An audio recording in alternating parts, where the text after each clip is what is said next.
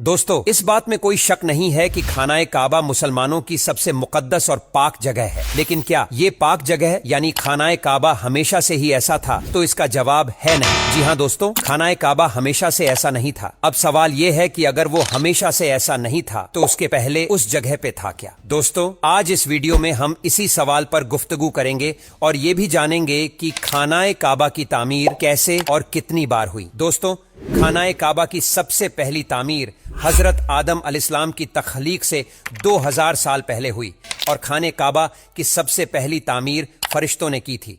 दोस्तों, एक बार जब फरिश्तों ने अल्लाह ताला से कहा कि इंसान तख्लीक के बाद जमीन पर काफी फसाद और झगड़ा करेगा और बहुत खून बहेंगे, जिस पर अल्लाह पाक ने फरमाया कि जो कुछ मैं जानता हूं वो तुम नहीं जानते। इस जवाब से फरिश्तों को ऐसा लगा जैसे अल्लाह ताला उनसे नाराज हो गया हो। उस वक्त फरिश्ते अल्लाह ताला को राजी करने के लिए अल्लाह ताला के अर्श के नीचे तवाफ करने लगे।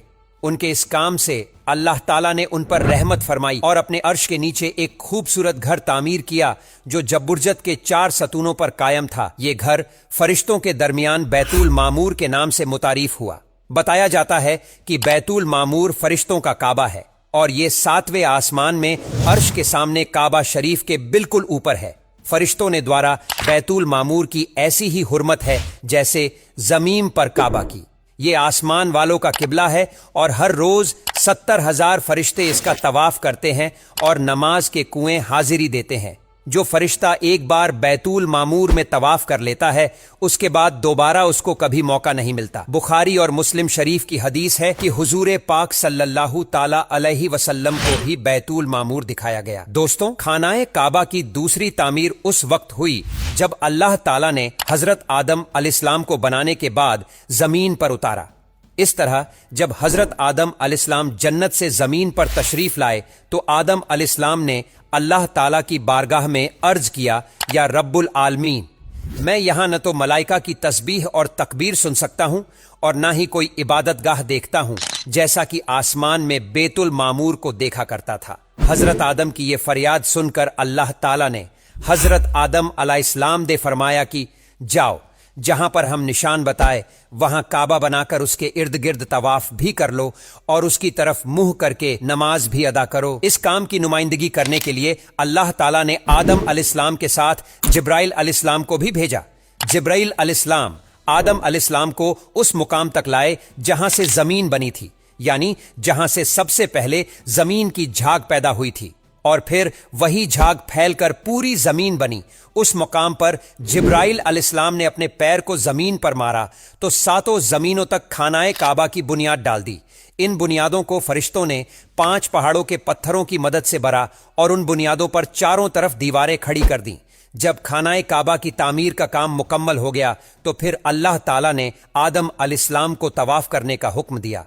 इसके बाद आदम अलैहिस्सलाम नमाज और इबादत में मसरूफ रहा करते। खानाए काबा की तीसरी तामीर दोस्तों, तामीर आदम के साथ वक्त के साथ साथ खाने काबा की दीवारें भी कमजोर होने लगी तो अल्लाह ताला के हुक्म के मुताबिक इब्राहिम अलैहिस्सलाम ने अपने बीवी हाजरा और अपने प्यारे बेटे इस्माइल अलैहिस्सलाम को छोड़कर मक्का की तरफ पहला सफर किया।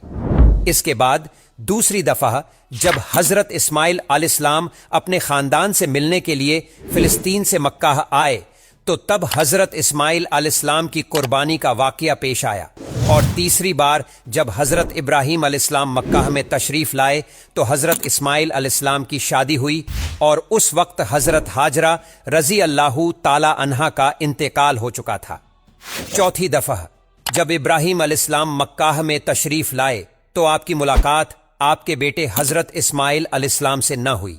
फिर 5वीं मर्तबा जब हजरत इब्राहिम अलैहिस्सलाम मक्का में तशरीफ लाए तो उस वक्त अल्लाह ताला ने उन्हें बैतुल्लाह की तामीर करने के हुक्म दिया। एक रिवायत के मुताबिक खाने काबा की बुनियादों की निशानदेही हजरत जिब्राइल अलैहिस्सलाम ने की। उस पर हजरत इब्राहिम अलैहिस्सलाम और हजरत इस्माइल अलैहिस्सलाम ने तामीर का काम शुरू किया तो हजरत आदम अलैहिस्सलाम के बेटे हजरत शीश अलैहिस्सलाम ने मट्टी और पत्थर से खानाए काबा को दूसरी मर्तबा तामीर किया। جبکہ بعض مفسرین کا یہ کہنا ہے کہ حضرت شیش علیہ السلام نے صرف خانہ کعبہ کی مرمت کا کام کیا۔ چوتھی تعمیر دوستوں، خانہ کعبہ کی چوتھی تعمیر اس وقت ہوئی جب اللہ تعالیٰ نے حضرت نوح علیہ السلام کی قوم پر طوفان کا عذاب بھیجا، تو اس طوفان میں خانہ کعبہ بھی تباہ ہو گیا۔ یہ جگہ صرف ایک اونچے ٹیلے کی طرح رہ گئی تھی۔ اس طوفان کے بعد جب حضرت ابراہیم علیہ السلام اس دنیا میں تشریف لائے تو اللہ تعالیٰ نے حضرت ابراہیم علیہ السلام کو خانہ کعبہ کی تعمیر کرنے کا حکم دیا۔ جب کھدائی شروع ہوئی تو وہاں آدم علیہ السلام دوارا بنائے گئے بیت اللہ کی کچھ نشانیاں ملیں، جس کے بعد اس کی بنیادوں پر کام کرنا شروع کر دیا گیا۔ جبرائیل علیہ السلام پہاڑیوں سے پتھر اٹھا کر لاتے اور اسے حضرت ابراہیم علیہ السلام کعبے میں لگاتے۔ پھر حضرت جبرائیل علیہ السلام کی نشاندہی سے جبل ابو القبیس کے کنویں سے 2 پتھر ملے۔ حضرت ابراہیم علیہ السلام ان پتھروں کو اٹھا کر لائے۔ ان میں سے ایک پتھر حجر اسود تھا اور دوسرا پتھر مقام ابراہیم کے نام سے مشہور ہوا۔ دوستوں، مقام ابراہیم وہ مشہور پتھر ہے جس پر کھڑے ہو کر حضرت ابراہیم علیہ السلام نے کعبہ کی دیواریں بلند کی۔ جیسے جیسے خانہ کعبہ کی دیواریں بلند ہوتی جاتی، ویسے ویسے یہ پتھر بھی ہوا میں بلند ہوتا جاتا۔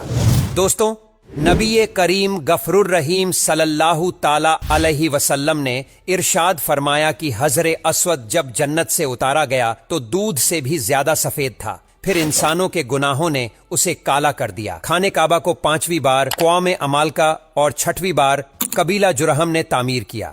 قبیلہ جرہم سے جس شخص نے یہ کام کیا اس کا نام حس بن مداد اصغر تھا۔